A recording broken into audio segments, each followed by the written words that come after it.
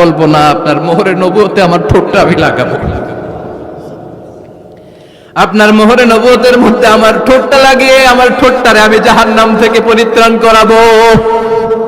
এজন্য plan programme করে এতক্ষণ আপনার জামাটা খুলতে বলেছি। আপনার উপরে আমার কোনো হক নাই। আমার আব্বা মা, আমার সম্পদ, আমার জীবন আপনার জন্য কোরবান গো নবী। ওয়াকানা বাইনা কাতিফাইহি খাতামুন নবুওয়া, আর পিঠের মধ্যে কাজিররিল হাজালা, কবুতরের ডিমের মতো একটা মাহরুন নবুওয়া ছিল। উনি যে শেষ নবী, উনি যে প্রফেট, দ্য লাস্ট মেসেঞ্জার, এটা প্রমাণ আল্লাহ সিল মেরে দিছে বাম দিকের কাঁধে, ডান দিকে না। কোন দিকে? সাহাবারা যারা এটা দেখেছেন তারা বলেছেন যে আমরা দেখেছি এর মধ্যে কিছু চুলও ছিল, একটু লালচে ছিল, একটু উঁচু ছিল।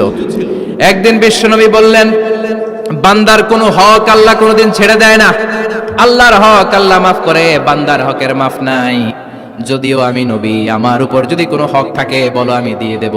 কোন সাহাবী দাঁড়ায় না। এক সাহাবী দাঁড়িয়ে বললেন, নবী, যুদ্ধের ময়দানে চাবুক চালানোর সময়, লাঠি চালানোর সময় এক কাফেরকে মারতে যেয়ে আপনার লাঠির বাড়ি আমার পিঠের মধ্যে পড়েছে। আপনি যেহেতু এই কিসাসটা আদায় করতে চান, আপনার পিঠে আমি লাঠির বাড়ি মেরে এটারে শোধবোধ করে দিতে চাই। সাইয়েদনা ওমরে ফারুক হাদের জামা এরকম পড়তে শুরু করছে, আয় এদিকে আয়, তোরে শোধবোধ করাই।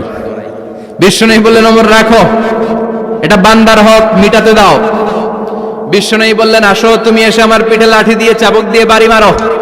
সাহাবী বলে, ও নবী, তখন দুর্ভিক্ষের সময়ের যুদ্ধ ছিল, আমাদের গায়ে জামা ছিল না। যখন আপনি আমার চাবুকটা পিঠের মধ্যে মেরেছেন, আমার পিঠে তখন জামা ছিল না। আপনি যদি যথা নিয়মে কিসাসটা আদায় করতে চান, আপনার জামাটা খুলেন, খালি পিঠের মধ্যে বাড়িটা মারিস। এবার আর ওমরে ফারুককে ধরে কে?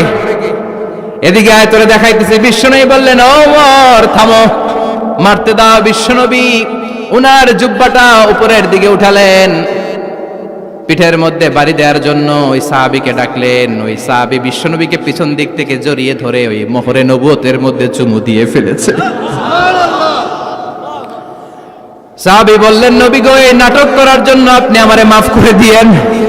আপনি বিশ্বনবী, উদম গায়ে আপনারে দেখা যায় না, খালি গায়ে আপনারে দেখা যায় না। শুনেছি আপনার পিঠের মধ্যে মোহরে নবুয়ত আছে। অনেক দিনের সাধনা, জল্পনা কল্পনা, আপনার মোহরে নবুয়তে আমার ঠোঁটটা আমি লাগাবো। আপনার মোহরে নবুয়তের মধ্যে আমার ঠোঁটটা লাগিয়ে আমার ঠোঁটটারে আমি জাহান্নাম থেকে পরিত্রাণ করাবো। এজন্য প্ল্যান প্রোগ্রাম করে এতক্ষণ আপনার জামাটা খুলতে বলেছি। আপনার উপরে আমার কোনো হক নাই। আমার আব্বা মা, আমার সম্পদ, আমার জীবন আপনার জন্য কোরবান গো নবী। বিশ্বনবীর পিঠে বাম দিকে খাতামুন নবুওয়া ছিল, মাহরে নবুওয়া। কোন বর্ণনা এসেছে উনি এই মাহরে নবুওয়া দিয়ে পিছন দিকে দেখতেন। বিশ্বনবী যখন নামাজ পড়তেন উনি বলতেন, ইস্তাকিমু ওয়া'তাদিলু ইয়ারহামুকুমুল্লাহ, কাতার সোজা করো, ফাঁকা জায়গা বন্ধ করে দাও। কারণ আমি সামনে যেমনি দেখি, পেছনেও তেমনি দেখি।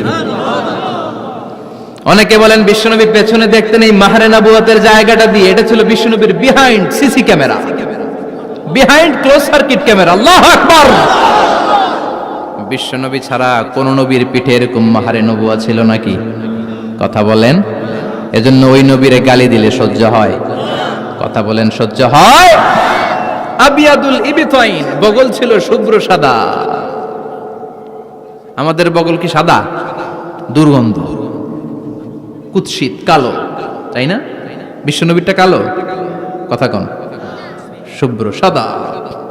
আমরা দোয়া করি এভাবে। বিশ্বনবী মাঝে মাঝে দোয়া করতে করতে বৃষ্টির জন্য যখন দোয়া চাইতেন, আরাফার ময়দানে যখন দোয়া চাইতেন, দোয়া করতে করতে হাতটারে উপরের দিকে করতেন। সবাই এরকম হাত তোলেন, সবাই হাত তোলেন। বিশ্বনবী মাঝে মাঝে আবেগের চোটে এইখান থেকে হাতটা এই জায়গায় নিয়ে যেতেন। সুবহানাল্লাহ। বিশ্বনবী যখন হাত আবেগের চোটে উপরের দিকে উঠাতেন, বিশ্বনবীর বগল দেখা যেত। সাহাবারা বলতেন, হাত্তা ইউরা বায়াদু ইবতাইহি, এই সুযোগে আমরা দেখতাম ওনার বগলটা ধবধবে সাদা, কোনো দাগ ছিল না। মুস্তাওয়াল জাবিন, প্রশস্ত ললাট ছিল।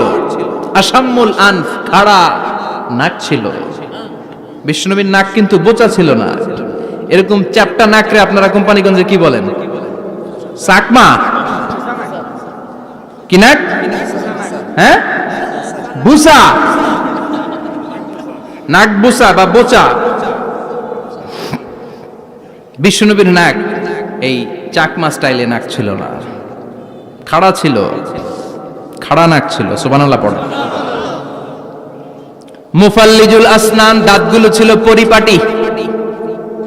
বিশ্বনবীর দাঁতের দিকে তাকালে, বিশ্বনবীর হাসির দিকে তাকালে মনে হতো হাসিতে যেন মুক্তা ঝরে।